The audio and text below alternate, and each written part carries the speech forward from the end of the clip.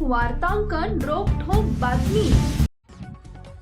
नाशिकमधील अंधश्रद्धेच्या नावाखाली महिलांचं शोषण केल्याप्रकरणी अटक करण्यात आलेल्या भोंदू अशोक खरात प्रकरणात रोज नवे खुलासे समोर येत आहेत। सध्या विशेष तपास पथक या प्रकरणाची सखोल चौकशी करत असून अशोक खरात याला न्यायालयाने 29 मार्चपर्यंत पोलीस कोठडी सुनावली आहे। या चौकशी दरम्यान खरातने केलेले काही दावे अत्यंत धक्कादायक असून स्वतःला वाचवण्यासाठी तो विविध कारणे देत असल्याचं समोर आलंय।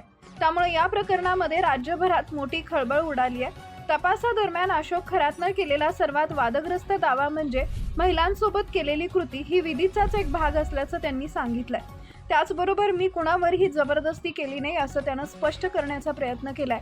मी लोकांचं भलं केलं पण तेच माझ्यावर उलटले असं म्हणत त्यांनी आपल्यावरचे आरोप फेटाळण्याचा प्रयत्न केला। इतकंच नव्हे तर माझ्या अंतर्मनानं मला धोका दिला, आता मी फक्त माझ्या मेंदूचं ऐकेल असंही तो म्हणाल्याची माहिती समोर आली आहे। या विधानामुळे तपास यंत्रणाही सावध झाले। दरम्यान तपासासाठी अत्यंत महत्त्वाचा ठरणारा खरातचा मोबाईल फोन पोलिसांनी जप्त केलाय। या मोबाईल मधील डेटा पुनर्प्राप्त करण्याचं काम सुरू असून त्यातून महत्त्वाचे पुरावे मिळण्याची शक्यता व्यक्त केली जाते आहे। महाराष्ट्रातील महत्त्वाच्या आणि ताज्या बातम्या पाहण्यासाठी आमच्या जय हो न्यूज चॅनलला सबस्क्राइब करा आणि बेल आयकॉन प्रेस करा।